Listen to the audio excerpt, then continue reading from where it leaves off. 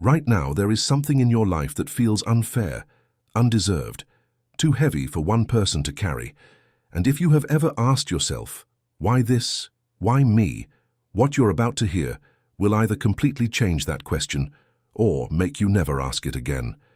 Michael Newton regressed more than 1,000 patients into deep trance, and again they described the same thing, a moment before birth. When they themselves, in full consciousness, with full understanding of the consequences, chose the very hardships they would later call undeserved. Not victims, authors. Today, exactly how this happens. What they saw in that room. And 3 things Newton discovered that most people don't know at all. Newton called it different things across his books: the Hall of Lives, the Library of Options, the Selection Room. But the description from patient to patient was almost identical. Several streams of a future life unfold before the soul simultaneously, not one option, several. The soul doesn't choose from an endless menu. It's offered between 2 and 5 options, pre-selected based on what this particular soul needs to work through at this stage of its development. And here is the thing nobody expects to hear. You don't watch the option like a film, you enter it. For a few seconds of subjective time, you live through the key moments of that life. Childhood, the main decision points, the central hardships, the ending. You feel them from the inside, and then you come back, and you choose. One of Newton's patients described entering an option of a wealthy, stable life, few difficulties, a good career, a peaceful childhood. She came out with one feeling: emptiness, not a bad life, just nothing new. Then she entered the second option. In it, she lost a child in early childhood. She went in and felt something she described with one word: recognition, as if exactly this fracture, exactly this pain, was the very material through which something in her could finally shift. She chose the second option. Stop for a moment. She knew, she saw that she would lose a child, and she chose that life. Not because she wanted the pain, because she felt only through this specific pain could she become who she needed to become. Newton documented that the choice never happens alone. A spiritual guide is always present, members of the soul group, sometimes those who have already agreed to play key roles in the new life. And here is the detail that stops people cold. The person who will cause you the deepest pain of your life may have been standing in that room beside you, and agreed, because it was necessary for both of you. But this is where things most people don't know begin. The first discovery Newton made that shocked even him: some souls look at all the options offered and refuse, all of them. The options feel either too easy or too hard.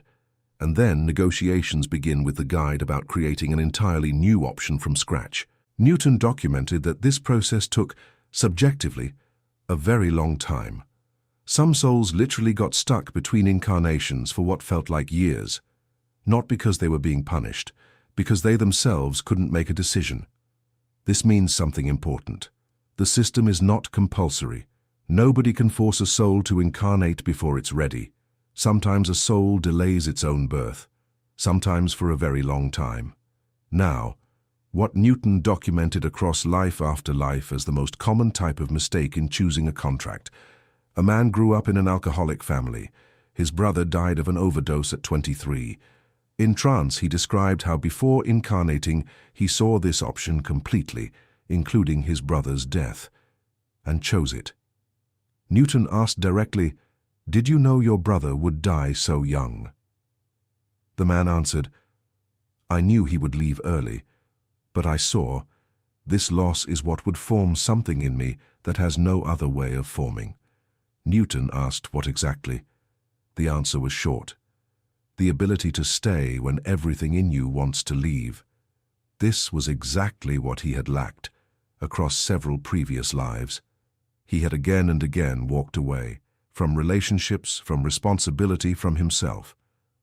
This life was designed so he had no possibility of walking away again. The second case, from Destiny of Souls. A woman chose a life with severe chronic illness. In trance, her guide showed her what had happened in 2 previous lives, where she had a healthy body and many opportunities. In both cases, she used those opportunities exclusively for herself. Not out of malice. There simply wasn't an inner impulse to think of others. The illness in the new life created situations where she was physically dependent on the help of others. And through this, for the first time across several incarnations, she found herself on the receiving side. This turned her inner configuration in a direction that health, paradoxically, had never managed to turn it. And here is the second discovery Newton described with particular care. Because it dismantles the perfect picture. There are souls who overestimated their own strength. Newton documented cases where a soul, after a particularly hard life, said during the life review, "I took on too much. I misjudged myself." And the guide didn't argue. He confirmed, "Yes, this was an ambitious choice. You managed as well as you could, but you could have chosen differently." This is an important detail that most spiritual teachings quietly avoid. The system is not perfect. Souls sometimes misjudge their own capacity. They take on more than they can carry in a specific incarnation. This isn't punished, but it also isn't automatically reversed. A mistake in choosing a contract is also experience, just of a different kind. Now, what makes the entire system fundamentally different from any religious judgment or karmic retribution? The contract is not a script. It is a map with mandatory destinations, but a free choice of route. A person who is meant to experience betrayal will experience betrayal. But how they come out of that betrayal, whether they close down or open up, grow bitter or forgive, that is the space of free will. One patient described it this way: "Before incarnating, I saw a point where I would lose everything I considered important. My work, my status, my reputation. I saw that point as fixed, but I didn't see what would come after it, because after it began the open space of my own decisions." Newton asked, "Could you have avoided that point?" "No, but I could have moved through it 1,000 different ways, and it is in those 1,000 different ways that the entire difference between lives exists." And here, the third discovery Newton described as the most unexpected thing he found across all his years of work. The contract can be renegotiated in the middle of life, not metaphorically, literally. Newton documented cases where patients described how in the middle of a life, in a state similar to very deep sleep or meditation, their consciousness would leave and find itself face to face with their guide, and a real conversation about the contract would take place.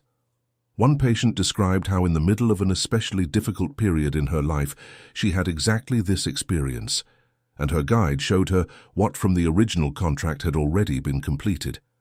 And that part of the contract she had been dreading to get through was no longer mandatory, because what needed to happen through it had already happened by a different route.